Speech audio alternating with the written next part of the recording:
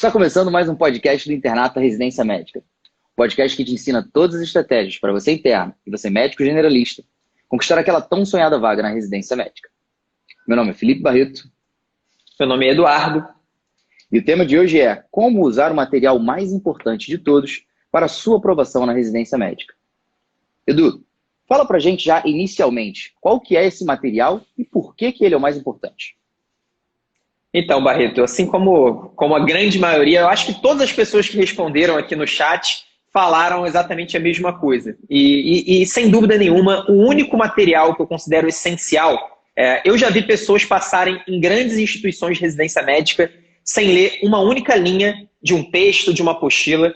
Eu já vi pessoas passarem numa prova de residência médica, numa grande prova de residência médica, sem assistir uma única aula. Inclusive, esse foi o meu caso em 2016. Como eu não fazia cursinho preparatório para residência médica, eu não assisti nenhuma aula voltado para isso, e eu acabei sendo aprovado em todas que eu tentei. E claro, também eu já vi muita gente passar em prova de residência sem fazer nenhum flashcard, sem ler nenhum mapa mental, sem usar nada desses materiais um pouco mais novos. Então, o único material que eu considero essencial, que eu nunca vi uma pessoa ter um grande resultado em prova de residência médica sem utilizá-lo, são exatamente as questões antigas, as questões dos concursos anteriores. E tem até um fato interessante, Barreto, que aqui no Brasil a gente tem uma grande vantagem, porque as bancas liberam, pelo menos mais de 90% das bancas liberam as questões dos anos anteriores. Então, se você vai fazer o PSU de Minas Gerais agora no dia 6 de dezembro, você tem acesso a todas as provas dos últimos anos do PSU para olhar como a banca costuma fazer a prova. Se você for olhar o exame de residência médica dos Estados Unidos, que é o exame de residência médica mais importante do mundo, tem muita gente de todos os países que fazem, inclusive os próprios americanos, inclusive muitos brasileiros, a banca não libera as questões antigas. Então, os cursinhos eles têm que fazer questões baseadas na maneira como eles sabem que a banca faz, mas não são exatamente as questões dos anos anteriores. Então, no Brasil, a gente tem essa grande vantagem de ter as questões realmente que foram usadas pelas próprias bancas. E aí, o motivo, você perguntou por que é o tipo mais importante, aí eu vou ter que levantar aqui um pouco a minha camisa, efeito teste. O efeito teste é exatamente o que você aciona ao fazer as questões de prova de residência. Você está se testando, você está testando aquele conhecimento que você tem. E aí, mais do que efeito teste, até pegando aí uma parte mais... quase que uma parte filosófica de aprendizado, nós seres humanos, como uma espécie que aprende muito, né, a nossa grande característica como uma espécie é exatamente o aprendizado. A nossa enorme capacidade de aprendizado, isso se reflete, por exemplo, no aprendizado de um idioma. E aí eu não estou nem falando na segunda língua, como o Barreto, que quase todo episódio eu lembro que o Barreto está aprendendo francês. Alguma hora você vai ter que começar a falar francês aqui pra gente, para o pessoal acreditar. Não, eu já finalizei uma vez, Eu vou começar a fazer perguntas. Então, mas eu não digo nem o aprendizado de um segundo idioma. O aprendizado do primeiro idioma, da sua língua, do português, já é uma coisa incrível. A criança aprende uma infinidade de palavras e uma infinidade de símbolos que têm significados e a gente usa isso tudo ao longo da vida. Então, nós somos uma espécie de grande aprendizado. Só que dentro desse aprendizado existe uma maneira dominante pela qual a gente de fato aprende qualquer coisa. E aí pode ser o Barreto no francês, pode ser o próprio Barreto que também está aprendendo piano, pode ser qualquer pessoa tentando aprender, por exemplo, um jogo de tabuleiro novo. Eu gosto de usar esse exemplo. Imagina que você vai jogar um jogo de tabuleiro com seus amigos, você nunca jogou aquele jogo, você não faz a menor ideia de como faz, quais são as regras daquele jogo. Qual que é a melhor maneira de você aprender de fato a jogar? Qual que é a melhor maneira de você aprender a falar inglês, por exemplo, muito bem? É exatamente praticando. Então, a prática é a maneira pela qual nós, seres humanos, aprendemos qualquer coisa com alta produtividade. A gente aprende muito mais rápido, a gente aprende de forma muito mais sólida quando nós praticamos o tempo todo. Isso significa que não existe espaço para teoria? Claro que não. Isso é uma coisa que as pessoas às vezes confundem. A gente fala tanto da importância da prática que as pessoas acham que a gente não gosta da teoria. Claro que a gente gosta. Inclusive, CCQ, por exemplo, conteúdo-chave para a questão, é a teoria. A gente aborda o CCQ através da teoria. As nossas aulas, por exemplo, são focadas nos conteúdos-chave para a questão, naqueles tópicos mais importantes de cada assunto. Mas se a gente for comparar a teoria com a prática, não existe comparação. A prática é muito mais importante, muito mais produtiva, muito mais tudo do que a teoria. E o que significa praticar prova de residência ou praticar visando a prova do Revalida? Significa exatamente fazer as questões. Se a gente estivesse falando de aprendizado da medicina, Barreto está me perguntando, Eduardo, como que você acha que eu devo estudar? Como que você acha que eu devo... o que eu devo fazer para me desenvolver como um grande médico na prática? O que eu falaria? Barreto, com certeza você precisa majoritariamente utilizar o seu tempo praticando medicina. Vai na enfermaria, vai nos ambulatórios, começa a acompanhar algum médico que você tem como referência, que você sabe que é um grande médico, começa a corrigir os erros que você comete ali dentro da enfermaria ou as dúvidas que você tem. Então a melhor maneira da gente aprender qualquer coisa é a prática regular, idealmente com correções. Porque não adianta nada você só praticar e nunca corrigir aquilo que você não sabe, aquilo que você tem dificuldade. Então, para responder a sua pergunta agora de maneira resumida, o material mais importante, sem dúvida nenhuma, são as questões. E por quê? Porque as questões elas representam a prática no estudo para a prova de residência. E qualquer coisa que a gente for aprender, sem dúvida nenhuma, a gente vai aprender mais fácil e de maneira mais rápida praticando. Cara, eu achei maneiro esses vários exemplos que você deu, inclusive exemplos da minha vida pessoal, de francês e de piano. E eu lembrei que, na verdade, os aplicativos que eu uso para aprender francês e piano, eles são basicamente aplicativos com um suporte do efeito teste.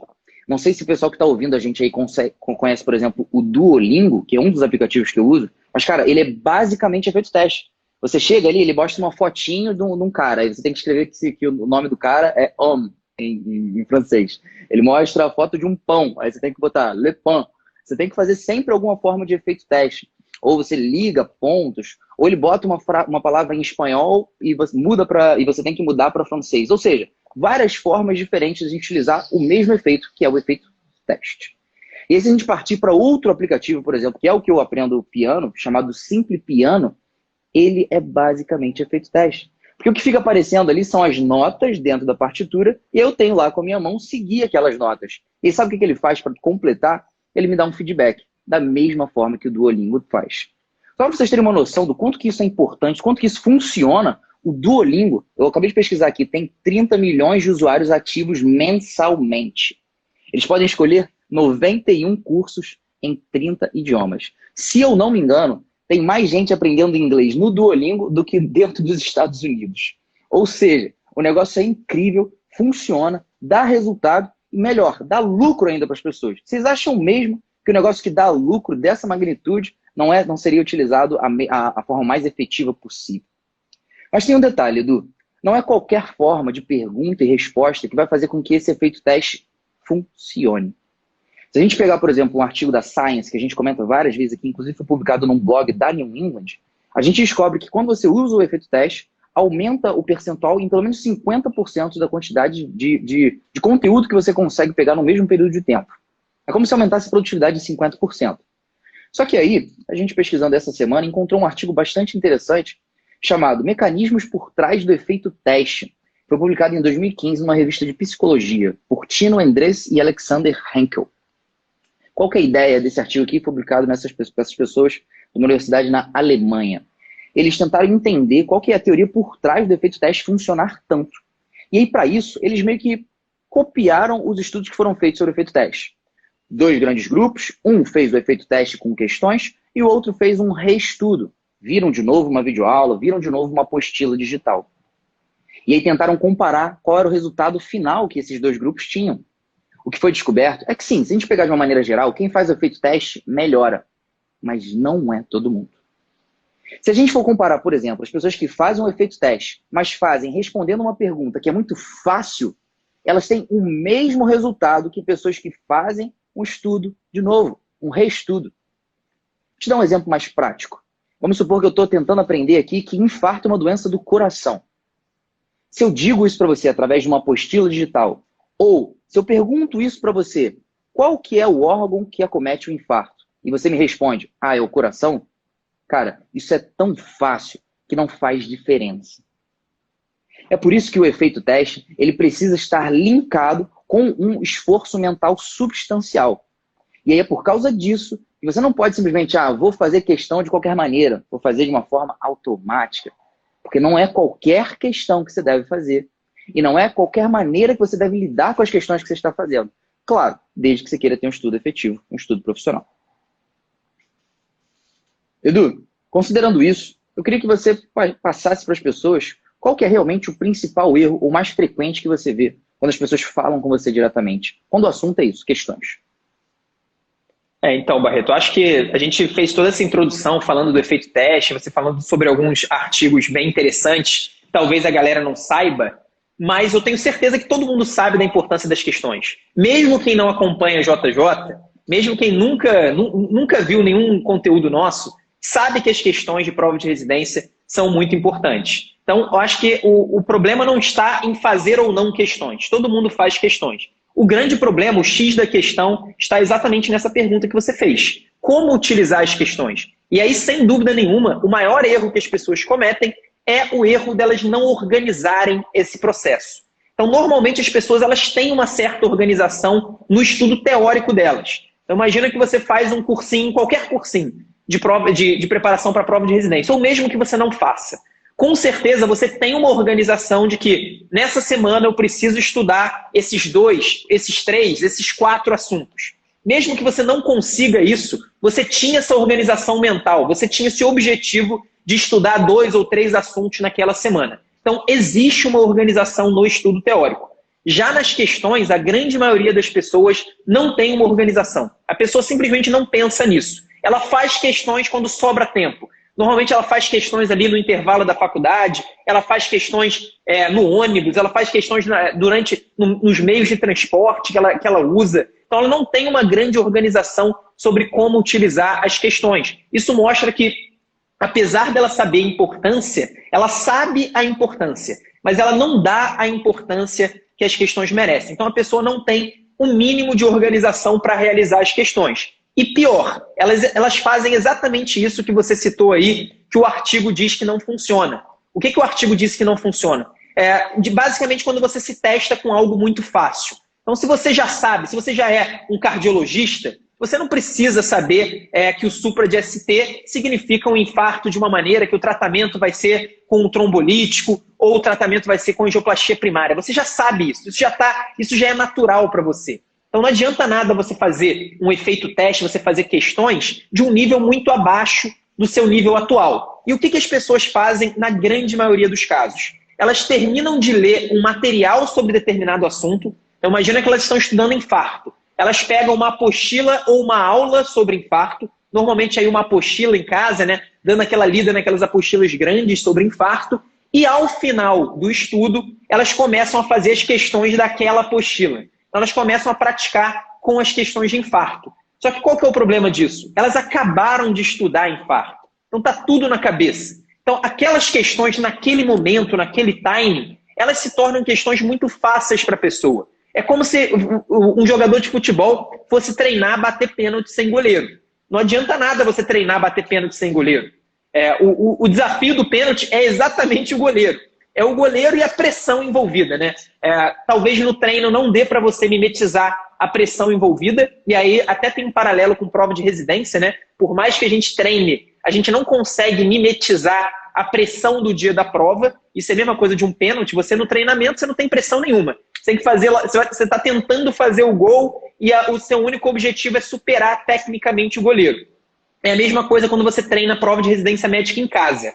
Só que pior do que isso, as pessoas elas não conseguem mimetizar a pressão, mas elas não têm nem o goleiro. Elas estão treinando sem goleiro, acabaram de ler a apostila e vão fazer questões sobre aquele assunto e depois não fazem mais. Então se você estudou infarto hoje e vai nessa semana, ou hoje mesmo, fazer questões sobre infarto, provavelmente você nunca mais vai pegar esse tema para fazer questões de novo. Então acho que o grande erro é uma falta de organização, não existe uma estratégia para a utilização das questões na preparação das pessoas. E aí, esse detalhe sobre o nível de dificuldade, essa é uma coisa que eu até vi uma pessoa que falou que se inscreveu na JJ e queria saber como que isso funcionaria no nosso caso. A gente vai falar um pouco sobre isso ao longo do episódio, mas eu já posso adiantar que uma das coisas que a gente já tem em 2020 e vai aprofundar ainda mais em 2021 é exatamente escolher o nível de dificuldade certo para cada pessoa em cada tema. Se o Barreto for muito ruim em ensinos respiratórios na infância, a nossa plataforma vai colocar questões mais fáceis para ele sobre esse assunto. E aí, conforme ele for melhorando, o nível de dificuldade também vai subindo. Agora, se por outro lado o Barreto é excelente em cardiologia, ele acerta todas as questões sobre insuficiência cardíaca, as questões que vão aparecer para ele sobre insuficiência cardíaca vão ser questões com nível mais elevado. Então, isso é chamado de TRI, Teoria de Resposta ao Item, que é exatamente você nivelar a pessoa para cada tipo de conhecimento e você colocar para ela o teste que vai ser mais produtivo possível. E o teste mais produtivo possível é sempre aquele que está um pouquinho acima do nível da pessoa. Não pode nem ser uma coisa muito fácil, então não pode ser treinar pênalti sem goleiro, e ao mesmo tempo não pode ser treinar bater uma falta do meio de campo, que é aquela falta que você nunca vai fazer o gol. Então tem que ser um treino ali que realmente seja desafiador para a pessoa, mas ao mesmo tempo não seja impossível. Então é isso que a gente tenta fazer com o nosso algoritmo em 2020 e 2021 isso vai estar ainda mais forte. Eu achei maneiro esse último contexto que você trouxe pra gente sobre a dificuldade tem que ser, na verdade, num nível óptimo. Senão ele não faz muito sentido. Nem se for muito difícil, nem muito fácil. Porque tem um texto aqui, uma frase desse artigo, que diz basicamente isso. Ó. O esforço mental pode ser considerado um marcador do quanto que o efeito teste vai funcionar. O teste, ele deve requerer da pessoa que está aprendendo um nível substancial de esforço. Quanto maior difícil for um teste, maior será o aprendizado, desde que ele consiga ser bem-sucedido. Desde que o cara que está aprendendo consiga ser bem-sucedido nesse teste. Foi difícil porque não foi francês, eu tive que traduzir do inglês aqui. E eu não... Mas a ideia é aquela coisa, Barreto. Eu acho que todo mundo já teve a experiência de... imagina ali o seu primeiro contato num centro cirúrgico. Essa é a primeira vez na faculdade que você entrou no centro cirúrgico. Se chega uma pessoa ali do seu lado e te ensina a suturar, a fechar ali, fazer uma sutura básica, aquilo vai ser ótimo para você, porque aquilo ainda é uma coisa desafiadora, você ainda não está totalmente acostumado a suturar e, ao mesmo tempo, também não é tão fácil assim. Não é nem tão fácil, nem tão difícil suturar. Agora, se você entra no meio de uma cirurgia, no meio de uma neurocirurgia e o cara começa a te explicar as coisas ali, os detalhes dentro da neurocirurgia, provavelmente aquilo não vai entrar por um ouvido e sair pelo outro, né? Você não vai conseguir aprender muita coisa. Então existe o nível de dificuldade ótimo para você aprender. E isso vale para as questões e às vezes, como eu falei, não é nem uma questão do conteúdo em si, é uma questão do timing. Então se você acabou de estudar infarto, as questões sobre infarto elas vão ser muito fáceis para você. Então é muito melhor, é muito mais preferível se você fizesse, por exemplo, no dia seguinte. O dia seguinte, inclusive, as primeiras 24 horas, depois que você estuda um conteúdo, é o período crítico de esquecimento, né? A gente esquece boa parte daquilo que a gente estuda logo nas primeiras 24 horas e mais ainda nas primeiras 72 horas. Então, o ideal é que depois que você estudou um assunto, nas primeiras 24 você revise uma vez e você vai revisar como? Através das questões e ainda nas primeiras 72 ou nas primeiras 96 horas, nos primeiros 4 ou 5 dias, que você faça uma outra revisão também com as questões. Isso aí seria o básico do básico de usar o efeito teste na sua revisão. Edu, a Priscila perguntou o seguinte, vale focar somente na prova que vai fazer ou também nas similares? Priscila, a gente fez um episódio na semana passada com o título Qual a melhor estratégia? Estudar para uma prova, para um estado ou para todos? Que a gente ficou aí pelo menos uns 50 minutos falando exatamente sobre essa dúvida. Não é uma dúvida tão simples assim, mas a gente explicou se deve ser feito o direcionamento e como que ele deve ser feito.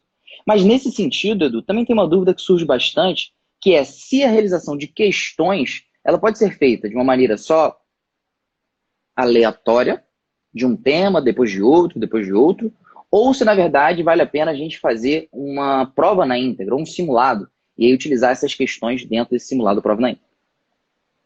Basicamente, existem dois tipos clássicos de utilização de questão em prova de residência. O primeiro é esse que a gente tem falado e que vai ser, eu acho que, o principal assunto desse episódio, que é você pegar questões sobre determinado tema e fazer. Então, pegar questões sobre infarto, fazer, pegar questões sobre imunizações, fazer, pegar questões sobre estudos epidemiológicos e fazer. Então, esse é um tipo de resolução de questão. O outro é exatamente a prova na íntegra ou simulado, que é aquela coisa de você realmente simular o que vai acontecer no dia da sua prova. Essa é uma pergunta que eu já respondi algumas vezes nos episódios anteriores do podcast, mas para responder de forma bem clara, é fundamental que você faça as duas estratégias, que você execute as duas estratégias. Tanto a resolução de questões por tema, e aí ao resolver questões por tema, você basicamente está revisando esse assunto, você está revisando, então você está vendo o que você sabe, o que você não sabe, qual assunto que você deve revisar com mais atenção, qual assunto que merece o que a gente chama de revisão teórica,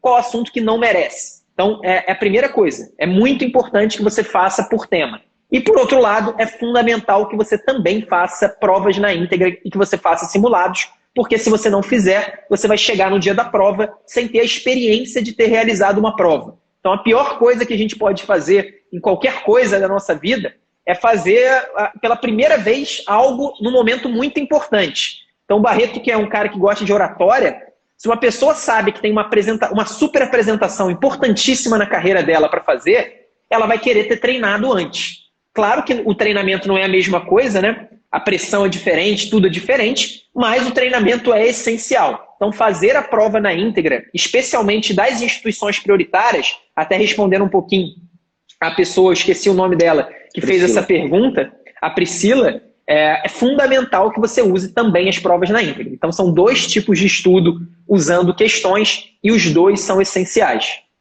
A Priscila perguntou, inclusive, se a live ia ficar gravada. E sim, Priscila, todas as lives ficam gravadas, a gente posta no YouTube, no Spotify, aqui no Instagram, no IGTV.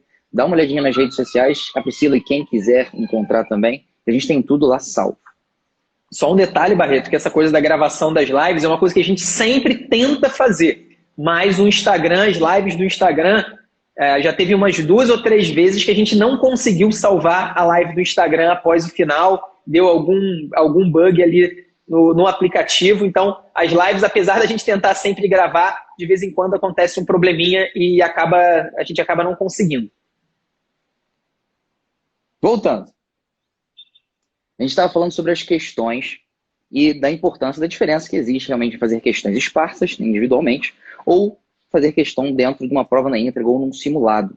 Mas vamos supor, Edu, que eu estou me preparando, né, já imaginando aqui que eu estou em janeiro, fevereiro de 2021, e aí eu já estudei 3 temas essa semana.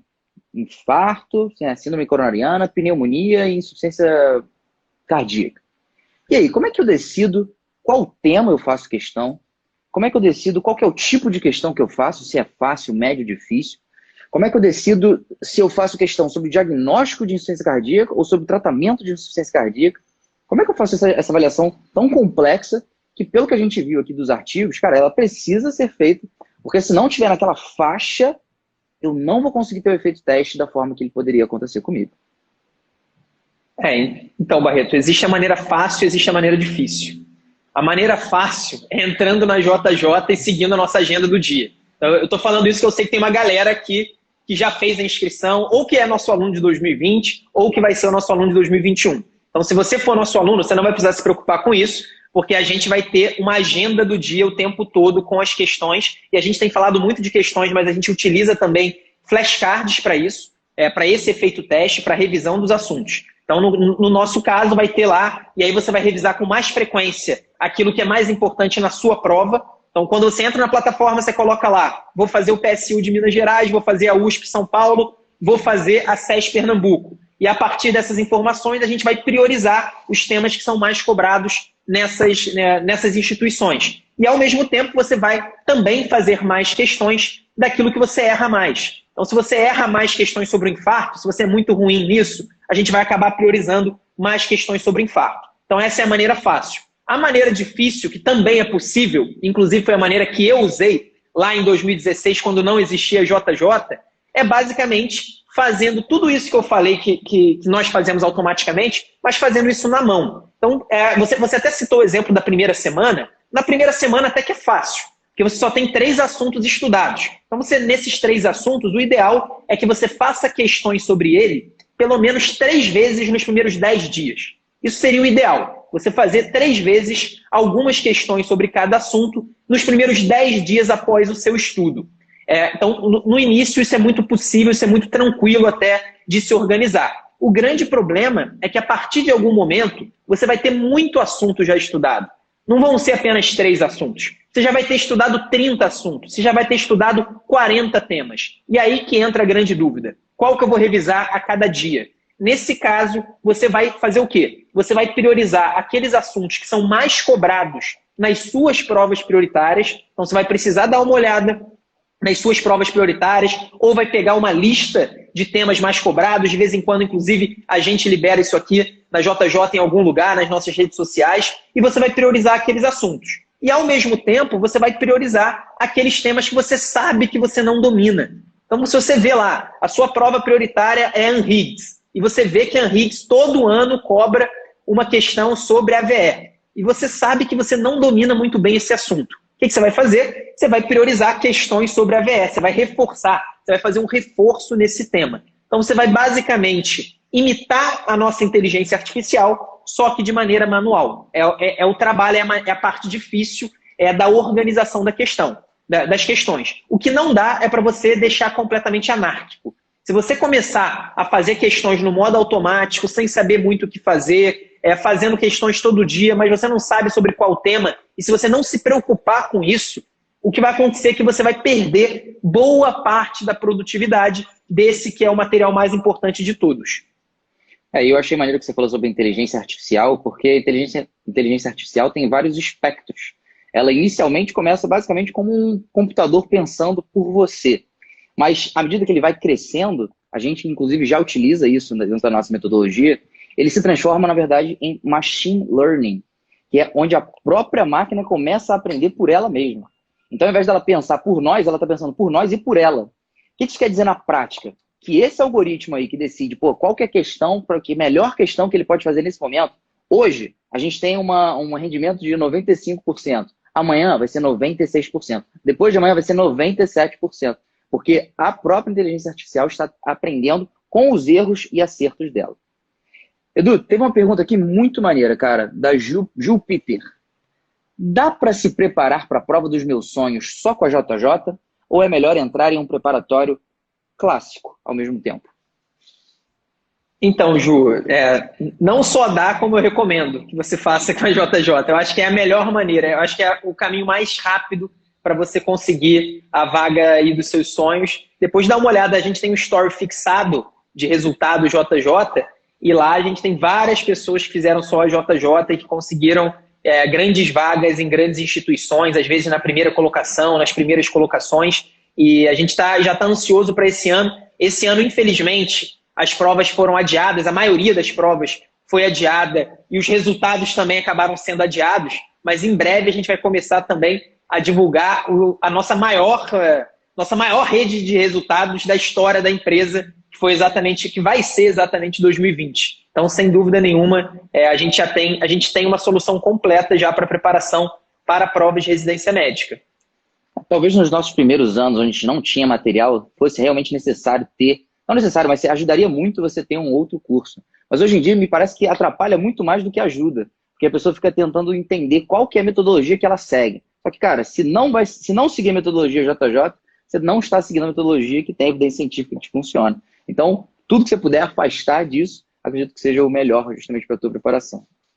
E aí, só uma dica para o pessoal que está na dúvida: escolham cursos que deixem você cancelar sem ter que pagar nada. Eu acho isso muito importante. Isso eu estou falando para preparação para a prova de residência, mas eu, como cliente de qualquer empresa, em qualquer área, eu fico muito chateado quando eu entro em alguma coisa, eu pago alguma coisa, eu vejo que o negócio não é para mim, não gosto tanto, e aí parte do meu dinheiro é retido nisso. Eu acho que isso é uma coisa ruim, é uma coisa que atrapalha. Então, se você está na dúvida e quer fazer outro curso, faça outro curso, se matricule em outro curso, mas certifique que você possa receber o seu dinheiro de volta se aquilo não for para você. Isso é uma coisa que a gente sempre faz na JJ. Eu acho que isso é muito importante para dar segurança mesmo para o aluno, ter certeza que aquilo vai fazer sentido para ele. Boa. Então, beleza. Vamos voltar de novo ao nosso tema do podcast. Ulisses, o Ulisses perguntou: eu só volto a fazer revisão teórica caso eu erre as questões? Basicamente cara, o que eu faço quando eu errar com as questões? E aí, reviso, não reviso? São todos os erros que eu tenho que revisar? Primeiro, assim, a Ulisses perguntou, eu só volto se eu errar as questões. Ulisses, se você estiver fazendo o volume de questões que é necessário ser feito na sua preparação, com certeza você está errando questões. Então, se você não está errando questões, tem algum problema aí. Você precisa errar questões para esse erro pavimentar o seu processo de evolução. E aí eu acho que o ponto mais importante na questão do erro é que as pessoas elas confundem muito o que eu chamo de correção de erros com o que eu chamo de revisão teórica. A correção de erros, basicamente, você errou a questão, você entendeu o motivo pontual daquele erro. Então, imagina que você errou uma questão sobre o tratamento da pneumonia comunitária. Você esqueceu o antibiótico ali para a pneumonia comunitária. Nesse caso, você teve um erro pontual e provavelmente apenas o gabarito já vai te ensinar sobre qual é o antibiótico correto. Então, você fez uma correção olhando apenas o gabarito. Se você quiser ir um pouco além, você pode usar o comentário da questão para fazer a correção daquele erro pontual. Então, você leu o comentário, você entendeu por que você errou aquela questão. Uma coisa completamente diferente é o que a gente chama de revisão teórica. A revisão teórica, ela não é um estudo pontual em cima de um erro. Ela é um estudo mais abrangente em cima de um tema. Então, imagina essa mesma questão que você errou sobre o tratamento da pneumonia comunitária. Só que o motivo do seu erro, ao invés de ter sido um esquecimento rápido do antibiótico indicado, você, na verdade, tem uma grande lacuna nesse assunto. Você tenta lembrar do assunto pneumonia e você não lembra do diagnóstico, você não lembra dos principais agentes etiológicos, você não lembra do manejo do derrame pleural. Então você tem realmente uma grande lacuna nesse tema. Nesse caso, aí sim você deve fazer o que a gente chama de revisão teórica. Você deve pegar um material teórico, e aí qual material? Esse material pode ser, no caso, se você for um aluno JJ, eu gosto de usar as nossas apostilas digitais e os nossos flashcards. Mas pode ser aula também, pode ser mapa mental, pode ser qualquer material teórico que você goste. E aí você vai fazer um estudo mais abrangente naquele assunto. E por que você vai fazer um estudo abrangente naquele assunto? Exatamente porque você diagnosticou a lacuna através das questões. Então, o efeito teste, a resolução de questão, além de servir para você fixar conteúdos, para você revisar temas, ela serve também para você diagnosticar problema. Você percebe que você não domina algum conteúdo que você deveria dominar. Você percebe que você não sabe algum CCQ, algum conteúdo-chave para a questão que você obrigatoriamente precisava saber. Então, o poder das questões não está só na fixação de temas, na fixação de conteúdos. Ele está também no diagnóstico de problemas. Então, acho que isso é muito importante. E fundamental, não confunda ler comentário com fazer revisão teórica. Ler comentário é para você corrigir o erro, porque o comentário ele é da questão. O comentário não é do tema. Mesmo que o comentário seja um comentário padrão JJ, seja um pouco mais abrangente, envolva conceitos relacionados ali, conceitos fundamentais relacionados àquilo, mesmo esse comentário, ele não vai comentar o tema inteiro. Se for uma questão de tratamento da pneumonia, você não vai ouvir falar sobre derrame pleural, você não vai ouvir falar sobre diagnóstico nesse comentário. Então, revisão teórica não é ler comentário. E eu digo isso porque é muito comum a gente ver as pessoas fazendo questões naquilo que a gente chama de modo automático. Faz a questão, vê o gabarito, lê o comentário. Faz a questão, lê o gabarito, vê o comentário. Faz a questão, lê o gabarito, vê o comentário. Isso multiplicado por 50, multiplicado por 100 vezes. O que acontece? Essa pessoa, desses 100 comentários que ela leu, desses 100 gabaritos que ela viu, ela vai lembrar de quantos? Vai lembrar de muito poucos. Lembra daquela analogia do número de telefone? Quando a gente precisa memorizar um número de telefone, a gente tem muita dificuldade de memorizar os 9 números. Normalmente a gente vai dividir em 2. A gente vai pedir para o nosso amigo memorizar os 4 primeiros, os 5 primeiros, e você vai memorizar o restante. É assim que a nossa memória funciona. Então, essa coisa de fazer questões no modo automático, ver o gabarito e ler o comentário, ver o gabarito e ler o comentário 100 vezes, isso tem uma produtividade muito baixa. Esse é mais um dos grandes erros que as pessoas cometem. E só, Barreto, desculpa até me alongar, mas só para não deixar de falar de um ponto importantíssimo, o nível de dificuldade das questões. Porque os erros, eles não têm o mesmo peso. Se você for ver, sei lá, um jogador de futebol que vai tentar fazer um gol de falta e ele erra uma falta, não tem o mesmo peso se ele errar um pênalti. O pênalti é obrigação que ele acerte, né? Ele treina muito, ele ganha muito dinheiro para acertar a cobrança de pênalti. Agora, a cobrança de falta ela é mais difícil por natureza. Então, não é um grande problema você deixar de fazer um gol de falta. Mas é um grande problema você deixar de fazer um gol de pênalti. E é a mesma coisa na prova de residência. É um baita problema se você erra questões fáceis sobre assuntos que são cobrados com recorrência nas provas. Se você não tem bom desempenho nas questões fáceis, provavelmente a sua nota vai ficar em 45, vai ficar em 50. E aí, a partir das questões fáceis, chegam as questões médias. Essas são as questões que decidem as vagas. Então, aquele cara que fica em primeiro lugar ou nas primeiras colocações das grandes instituições é o cara que consegue um grande desempenho nas questões de nível médio. Ele chega a 80% nas questões de nível médio. Só que o grande problema é que as pessoas acham que o segredo está nas questões difíceis. Então a pessoa termina aquela prova, termina de fazer, por exemplo, uma prova da Unifesp, que é uma banca aí que a gente vai ter prova daqui a pouco e muita gente tem falado. Então você termina de fazer a prova da Unifesp e você tirou 65. O seu objetivo é tirar 75. Ao invés de você olhar para as questões fáceis e médias que você errou e que você deveria ter acertado, o que a grande maioria das pessoas fica preocupado é exatamente com as questões difíceis. Elas olham e falam, Eduardo, tem muita questão difícil na prova da Unifesp, eu preciso aprender isso. Só que você não consegue se preparar de maneira efetiva para questões difíceis em todos os temas. Até porque, muitas vezes, as questões difíceis nada mais são do que questões mal formuladas, nada mais são do que questões polêmicas, questões que se você perguntar para 2 especialistas da área, então uma questão sobre infarto eu vou perguntar para 2 cardiologistas. Os 2 cardiologistas, um vai marcar a letra A, o outro vai marcar a letra C. Uma questão polêmica. Então, muitas vezes as questões difíceis são esse tipo de questão, ou então elas aprofundam de uma maneira brutal em determinado conteúdo, sendo que você até pode se preparar para um aprofundamento realmente muito grande, um aprofundamento excessivo em um tema. Só que você não consegue se preparar para aprofundamento excessivo na medicina inteira. Então, se você não consegue se preparar, o que adianta você estudar? Então, essa que é a grande pergunta. Então, por isso, na hora da correção dos erros, na hora da revisão teórica, você sempre vai focar naqueles erros que você não pode cometer, nos erros que decidem as vagas, que são os erros em questões de nível fácil e de nível médio. Edu, eu já vi muitas pessoas se queixando da seguinte característica. Pô, estou fazendo uma questão, estou fazendo um flashcard, e aí por algum motivo fico na dúvida.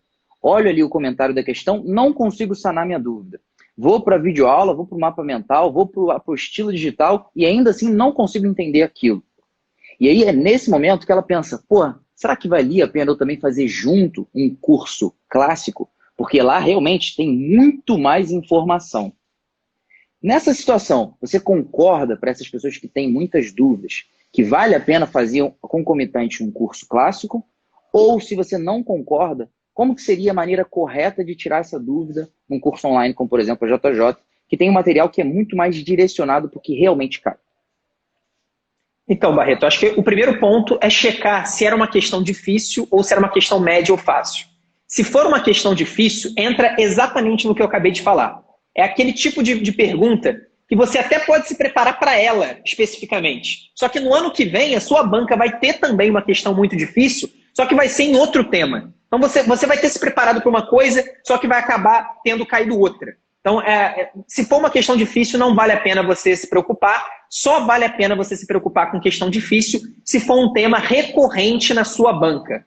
Então, às vezes, uma banca, todo ano, ela cobra uma questão muito difícil sobre pericardite, que não é um assunto tão importante assim. Se for o seu caso, se você está percebendo que a banca da prova que você quer fazer, que você quer ser aprovado, cobra com profundidade todos os anos pericardite, nesse caso vale a pena você fazer um estudo em cima disso. Só que isso é a minoria dos casos. Na maioria, a banca vai ter questões difíceis, só que vai ter questões difíceis sobre temas sortidos. Então, para mim, na grande maioria das vezes, quando você se preocupa com aquele detalhe, com aquele aprofundamento muito específico, o que você está fazendo, você está incorrendo num custo de oportunidade, que é um conceito que a gente já falou bastante aqui. Na nossa vida, o nosso grande recurso escasso, o recurso que realmente a gente não tem como multiplicar, é o nosso tempo. E pensando na preparação para a prova de residência, isso é ainda mais verdade. Todo ano a gente pergunta qual é a maior dificuldade das pessoas para se prepararem para a prova de residência. E todos os anos a resposta mais comum é a falta de tempo, ou o conteúdo é muito grande para pouco tempo. Então, quando você escolhe gastar o seu tempo com um detalhe, com um conteúdo muito específico, você está deixando de estudar algo que poderia ser muito mais produtivo, algo que poderia realmente gerar pontos para você na prova de residência. Então, a minha dica é que os temas muito específicos, aqueles temas que fogem completamente do Pareto, você só deve se preocupar se ele cair com recorrência na sua prova prioritária. Se esse não for o caso, como que você vai estudar esse tema? Você vai estudar através das questões. Então você viu lá, caiu uma questão sobre um tema muito específico, você vai ver o gabarito, vai ler o comentário e vai fazer apenas essa correção de erro. Você não vai fazer um estudo, você não vai gastar 1 hora para estudar uma doença genética rara porque ela caiu uma vez na sua prova. Se você fizer isso, você está usando o seu tempo de forma pouco inteligente. Então você está usando o seu tempo de forma pouco produtiva. E, mais uma vez, o tempo é a variável mais importante da nossa vida como um todo, mas também vale na preparação para a prova de residência, para a prova do Revalida. A gente não tem tempo infinito, e se a gente não tem tempo infinito, e na verdade se o tempo é muito escasso, a gente precisa escolher. E como que a gente vai escolher? A gente vai escolher aquilo que é mais produtivo, aquilo que tem mais probabilidade de ser cobrado na nossa prova, e melhor ainda, se tem muita probabilidade de ser cobrado na nossa prova, e ao mesmo tempo eu tenho muita dificuldade, esse é o tema fundamental. Então imagina que, imunizações é um tema que cai em todas as provas de residência médica. Praticamente todas, todos os anos, vocês podem procurar que vocês vão ver uma questão ou algumas questões sobre imunização. Se você tem dificuldade em imunização, você precisa parar tudo que você está fazendo e vai lá revisar imunizações. Vai memorizar o calendário vacinal, vai memorizar as especificidades das vacinas mais importantes, para tudo que você está fazendo para estudar imunização. Porque realmente, quanto mais importante for o tema e quanto menos você souber dele, mais relevante ele é dentro da sua preparação. Essa é a grande lógica que permeia toda a nossa metodologia. É inclusive por causa disso que os materiais são direcionados, né? Não dá para a gente ficar botando uma apostila digital de 50 páginas, de 70 páginas, porque metade daquilo ali não vai ser tão importante. E aí o problema é que você, quando está lendo aquilo ali, não tem como ter capacidade de sozinho entender o que é mais importante e o que é menos. Então por isso que a gente realmente é mais direcionado para que você gaste tempo com o que realmente vai fazer diferença na tua vida. Só que o que é interessante é que aqui na JJ, Edu, a gente vai ter a comunidade. E a comunidade, ela pode até não ser percebida como um estudo teórico para as pessoas, porque elas não estão acostumadas com esse tipo de estratégia aqui na preparação para a residência médica. Mas, na verdade, ali é talvez um boom de conteúdo teórico que é infinito. Explica para as pessoas como é que vai funcionar isso, como é que elas, por exemplo, podem tirar dúvidas que surgirem aí em videoaulas, em questões, qualquer coisa do tipo. Então, acho que a primeira coisa interessante da comunidade é que, se a gente for olhar, existe uma pirâmide de aprendizado chamada a pirâmide de William Glasser. Depois vocês podem pesquisar no Google. É basicamente vários tipos de estudo e qual deles tem mais produtividade. Então, como que você aprende mais? Assistindo alguma coisa passivamente, lendo alguma coisa passivamente, testando alguma coisa, praticando alguma coisa ou ensinando alguma coisa. E aí, se a gente olhar a pirâmide de William Glasser, uma das maneiras mais produtivas de aprendizado é exatamente você ensinando outra pessoa. Você ensinar outra pessoa é realmente uma maneira muito eficiente, muito efetiva de você, de fato, aprender aquele conteúdo. E a gente começou a pensar, por que não colocar os nossos próprios alunos numa situação que eles podem, se eles quiserem, claro que não vai ser obrigatório, mas que eles podem ensinar outra pessoa e, com isso, ajudá-las. Então, virar realmente um networking de conhecimento.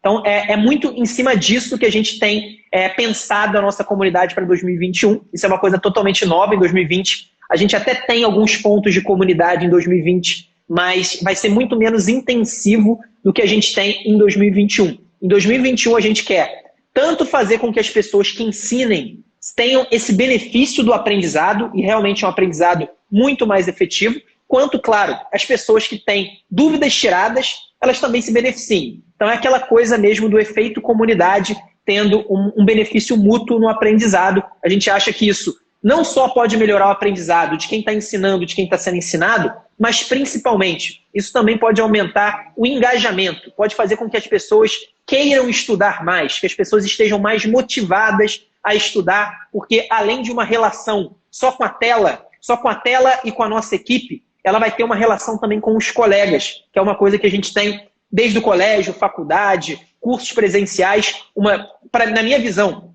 a grande vantagem de qualquer ensino presencial sobre o ensino online é exatamente a comunicação, né?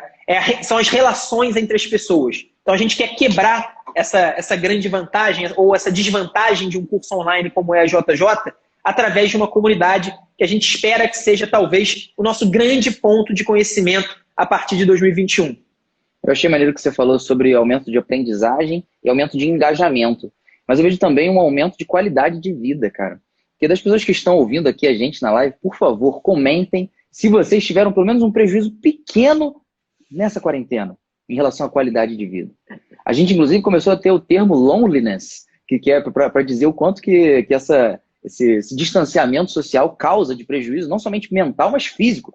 A minha avó, por exemplo, cara, ela estava em casa fazendo yoga, tadinha, caiu sozinha, que estava fazendo sozinha, e aí caiu, se machucou, ficou depois mais 3, 4 meses com medo de sair na rua, não fazendo nada na rua, com certeza fez uma atrofia aí gigantesca e está tendo um dano incrível aí por causa desse distanciamento, por causa desse isolamento, que é claro que é necessário, mas traz aí junto dele vários malefícios. E por isso que realmente a comunidade é uma parada que está fora do comum da prova de residência, mas que realmente vai fazer bastante diferença. Para a gente voltar no tema questões, eu queria que agora, Edu, você falasse basicamente sobre os flashcards. Qual que é a diferença entre as questões e os flashcards e o que eles têm em comum? Então, acho que primeiro o que eles têm em comum, os dois são efeito teste e os dois eles podem ser muito bons para revisão de assuntos. Então, se você tem bons flashcards sobre tuberculose e você estudou tuberculose na semana passada, uma excelente maneira de você revisar os pontos mais importantes sobre tuberculose é exatamente através dos flashcards. Então, eu inclusive sou fã dos flashcards. Quando eu fiz prova de residência em 2016, eu não usei, eu não sei nem se eu conhecia, já tinha ouvido falar, mas era um conceito ainda muito inicial, e a partir de 2017 eu comecei a entender e eu comecei a estudar mais os flashcards. Eu sou um fã do Anki, por exemplo, que é um software que eu utilizava, que a gente utilizava na JJ até 2018, como uma maneira de utilizar os flashcards. Agora a gente tem uma solução própria. Então os flashcards eles são usados para isso, para você revisar o conteúdo. Agora, o grande ponto é exatamente a diferença deles para as questões. Por que as questões são melhores do que os flashcards? Porque as questões, elas são conteúdos feitos pela própria banca que vai fazer a sua prova. Então, se a sua prova do PSU agora, do dia 6 de dezembro, se você fez provas dos anos anteriores, você está treinando com questões que foram realizadas pela mesma banca que vai fazer a prova do dia 6 de dezembro. Então, você tem realmente aquilo que vai ser usado contra você. Ou pelo menos, você tem exatamente aquele desafio. Então, é um teste muito fidedigno. Já os flashcards, eles têm um grande problema de que você precisa confiar em quem fez os flashcards. Então, alguém fez esses flashcards, eles não surgiram do nada. Ou a própria pessoa fez, então ela vai ter que ter a confiança de que ela sabe quais são os tópicos mais importantes do tema, ela sabe o que ela tem que colocar dentro dos flashcards. Então é mais ou menos o mesmo problema de um resumo, por exemplo. O resumo, muita gente faz resumo também, e o resumo você tem que se confiar muito, né? Tem que confiar na sua capacidade de saber quais são os tópicos mais importantes daquele conteúdo. E além disso, mesmo que não tenha sido você que fez os seus flashcards, alguém vai ter feito, algum curso preparatório, algum criador de flashcard vai ter usado ali a sua capacidade intelectual para fazer o flashcard. E aí você vai precisar confiar nessa pessoa ou nesse curso que fez os flashcards. No caso da JJ, todos os nossos flashcards são baseados em questões de prova de residência. Então a gente meio que tira o CCQ daquela questão. Então se foi uma questão que cobrou o tratamento, o antibiótico para o tratamento da pneumonia comunitária, a gente vai ter um flashcard que vai perguntar qual é o tratamento da pneumonia comunitária, qual é o antibiótico utilizado no tratamento. Então a gente realmente tira o CCQ das questões para fazer flashcards sem cair no erro, e esse é um erro muito comum, inclusive de cursos que usam flashcards, que é fazer um excesso. Se você tem 500 flashcards sobre um assunto, você não tem um bom baralho sobre aquele tema. Porque, por causa daquela coisa do custo de oportunidade. O tempo é escasso. Você pode até aprender tudo sobre pneumonia se você tiver 5.000 flashcards sobre pneumonia. Só que será que vale a pena você fazer 5.000 flashcards, você fazer 500 flashcards, você fazer 100 flashcards sobre apenas um tema, sendo que você tem 200 temas para estudar? Então existe um equilíbrio aí entre flashcards bons, baseados em CCQs, e ao mesmo tempo um número reduzido o suficiente para que dê tempo de você treinar e praticar com todos os flashcards de todos os temas. Cara, só para complementar essa questão do flashcard, que ele pode ser muito abrangente e gerando um custo de oportunidade grande, quando você falou sobre qual que é o tratamento da pneumonia comunitária, na verdade isso aí pode ter uma resposta gigantesca, né? Pode ser desde amoxicilina até a vancomicina, dependendo se o paciente é leve, moderado ou grave, né? Se ele vai ser tratado ambulatorialmente, com terapia via oral, ou se ele vai ser internado em CTI, por exemplo, se ele tem risco para MDR, por exemplo, ou para Staphylococcus aureus. A questão é o seguinte, na JJ, o flashcard, ele não mostra exatamente a resposta para aquela pergunta de uma forma abrangente, mas sim o pareto dessas respostas.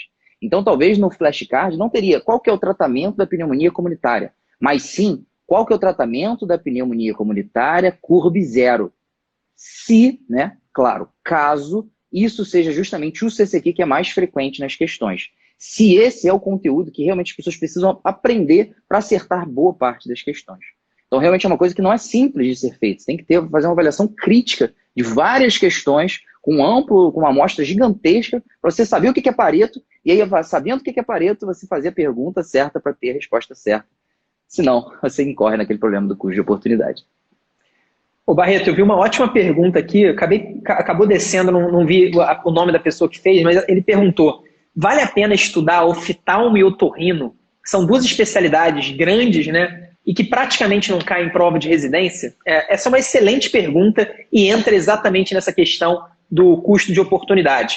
Para mim, só vale a pena você estudar oftalmo como um todo e otorrino como um todo se você viu as suas provas prioritárias. Então, se você viu as provas dos últimos anos da instituição que você vai fazer e você percebeu que a sua banca gosta de cobrar otorrino, gosta de cobrar oftalmo. Como são matérias pouco cobradas, isso vai ser muito raro. Porque se fosse comum, se todo mundo gostasse de cobrar oftalmo e otorrino, elas teriam uma incidência muito maior de uma maneira geral. Então, na minha visão, só vale a pena você pegar um assunto como oftalmologia, que é um assunto complexo, é um assunto grande. Eu gosto, inclusive, de estudar oftalmo, só que eu sei que é um assunto complexo, que a maioria das pessoas não gosta, e eu acho que não vale a pena você estudar oftalmo. Só vale a pena se você olhar as suas provas prioritárias e você perceber que caíram várias questões sobre oftalmo nos últimos anos. Não caiu só em 2020, caiu em 2020, em 2018 e 2017. Nesse caso, aí tem alguma coisa estranha. Talvez tenha algum oftalmologista lá na banca que está jogando um pouco mais de peso para aquela especialidade. Então, não acho que vale a pena estudar. Eu sei, inclusive, tem uma galera que quer fazer oftalmo, tem uma galera que quer fazer otorrino, e às vezes eu falo, cara, eu sei que você quer fazer oftalmo, tá doido para estudar oftalmo, mas infelizmente não é um assunto tão importante para a prova de residência. Na prova de residência, você vai ter que aprender parto, você vai ter que aprender pré-natal, você vai ter que aprender estudos epidemiológicos, você vai ter que decorar as leis e as regras do SUS e da atenção básica. Então, assim, por mais que a gente goste de determinado conteúdo, o que manda são quem manda são as bancas. As bancas, elas são juízes. Então não adianta um jogador de futebol falar que adora dar drible, fazer lambreta. O que vale é o gol. A regra é fazer gol. Então é a mesma coisa na prova de residência. Maneiro, Edu. A gente está chegando aqui no final do nosso podcast. Eu queria só finalizar com 2 feedbacks positivos que chegaram hoje, mas na verdade chegam toda semana. Priscila Esteves, show, já quero fazer parte da JJ. Pensando aqui, por que ainda não faço parte? Thaís Farias Silva, também, Priscila, por que não entrei esse ano? Queria realmente agradecer aí o feedback de vocês. Já, inclusive, passei para o resto da equipe, que a gente gosta muito de ver esse feedback positivo de vocês. E a gente está aqui justamente para ajudar o melhor treinamento possível em 2021 e 2022. Alguma finalização, Edu?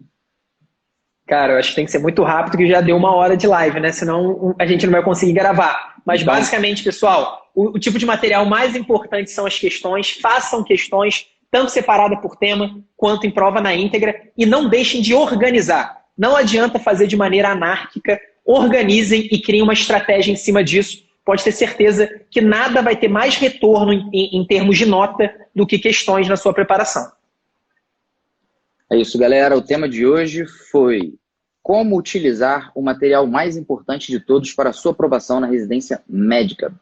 Esse foi o podcast do Internato da Residência Médica. Podcast que te ensina todas as estratégias para você interno e você médico generalista conquistar aquela tão sonhada vaga na residência médica. Meu nome é Felipe Barreto. Meu nome é Eduardo. Até a próxima semana, pessoal. Um abraço.